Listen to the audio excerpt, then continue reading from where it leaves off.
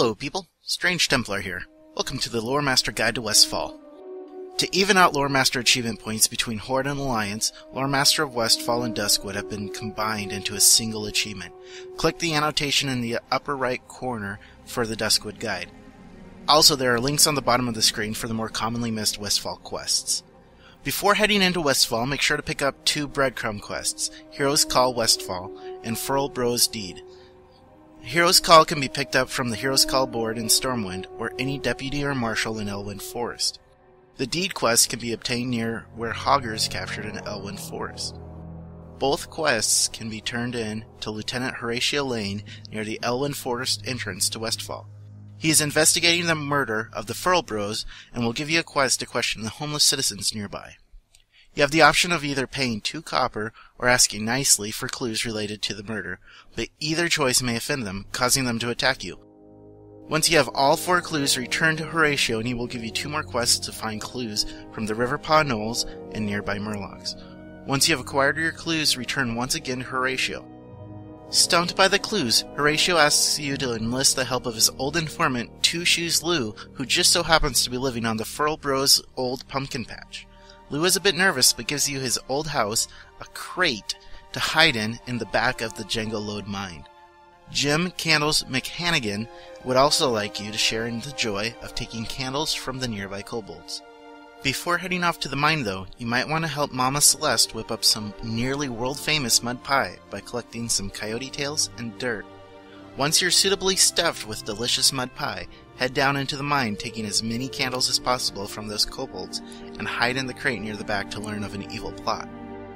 When you return to Lou, he'll tell you he heard some thugs talking about some interesting subjects and tells you to eavesdrop on them in the back of the old farmhouse. Of course, you stick out like a sore thumb and get spotted and have to do some killing. While you're busy killing thugs, though, someone is busy killing Lou. Horatio conveniently shows up and tells you to go check on the Saldeans to the southeast. Maybe they know something. They don't know anything, but could sure use your help clearing out the Harvest Watchers and gathering supplies for dinner. Make sure to loot the Harvest Watchers because they drop Harvest Watcher's Heart, which will lead to 2 easily missable quests. The Ochre, Gore Tusks, and Flesh Rippers are all over near the Saldean's farm. Showing the Harvester's Heart to Farmer Saldean gives him an idea to control a Watcher and have it destroy all the other Watchers on the Molson farm. Once you have gathered the ingredients for some Westfall stew, Selma will have you take some to her daughter Hope at Sentinel Hill, which is being overrun with homeless citizens and ravenous Riverpaw Knolls. Gryan Stoutmantle, Marshal of Sentinel Hill, requests your aid in fighting off the attacking Riverpaw and finding their attack orders. And even though all of Sentinel Hill is trying to keep out the transients, Hope asks you to feed the homeless around Sentinel Hill with the Westfall stew. The fastest way to complete this quest is to feed the large groups near the entrances to the town. Once the Knolls and the homeless have been pacified, Captain Danovan tasks you with killing the Riverpaw leader Django, while the Marshal has you seek out SI-7 Agent Kiernan, who has been tracking Helix Gearbreaker near Mortwake's Tower, southeast of Sentinel Hill. On your way to Kiernan, you should take a detour to kill off the remaining Riverpaw and their leader Django, who is hiding in a rundown house near the southern foothills. Once dispatched, continue on to find Agent Kiernan, who says Helix is at the top of the tower. Even though the tower is surrounded by elite characters, Kiernan is able to kill them instantly if they are brought close enough to her. Once all the guards are out of the way, slip into the tower and use the shrouding potion Kiernan gave you. Climb the tower to find Helix and the same shadowy figure as before. Report your findings about Helix and Moonbrook to Kiernan, who will tell you to report your findings to Gryan back in Sentinel Hill. Stoutmantle is also worried about Moonbrook and will have you report to Captain Alpert in Moonbrook itself. Evidently some thugs are trying to organize the homeless of Westfall, and Alpert wants you to recover propaganda from around Moonbrook. Unfortunately, the thugs aren't taking kindly to your presence and will attack you on sight. Make sure to loot their bodies to find a red bandana, which will start a quest to collect even more red bandanas from the thugs. The mysterious propaganda and informational pamphlet are located in the old City Hall building. The Moonbrook Times can be found on the ground by the fountain in the town center, and the secret journal is located in the back room of the 2nd floor of the inn. After returning the propaganda to Albert, he tells you of a rally that is starting soon in Moonbrook, where the shadowy figure is uniting the homeless against Stormwind and the Alliance.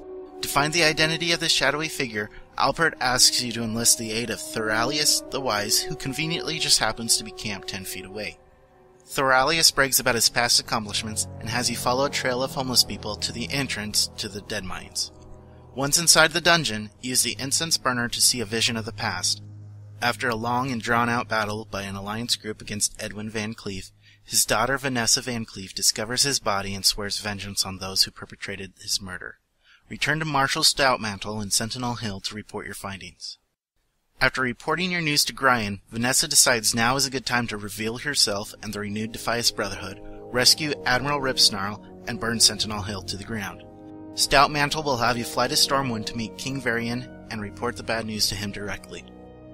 King Varian promises to send troops and sends you back to Sentinel Hill to inform Gyron that help is on the way. Gyron thanks you for your help and promptly dismisses you to the Red Ridge Mountains so he can devise a plan to crush the Defias. Before heading to Red Ridge Mountains, though, don't forget about your last quest to find Captain Grayson. He's actually a ghost now, so he had plenty of time to wait while we did our other quests. He does, however, want to keep others from sharing his fate and asks you to clean the coast of the Murlocs and their leader. Don't forget to loot the Murlocs, though, because they have a chance to drop Captain Sanders' treasure map, which leads to 4 easily missable quests. After you kill off Old Murk-Eye and the rest of his Murlocs, follow the treasure map up the coast to the Footlocker, which will lead you to a barrel in the same area as the Keeper of the Flame quest. After completing the Keeper of the Flame quest and finding the barrel, continue your treasure hunt to the jug by the windmill, and finally find the treasure off the coast. Once you collect Sanders' treasure and turn in the quests to Captain Grayson, you should be at 40 of 80 for Westfall and Duskwood quests. Thanks for watching this video. Hopefully it helped in your quest to achieve Loremaster. Please don't forget to like this video and subscribe to be informed when new World of Warcraft achievement videos are released. Thank you for watching, and we will see you next time.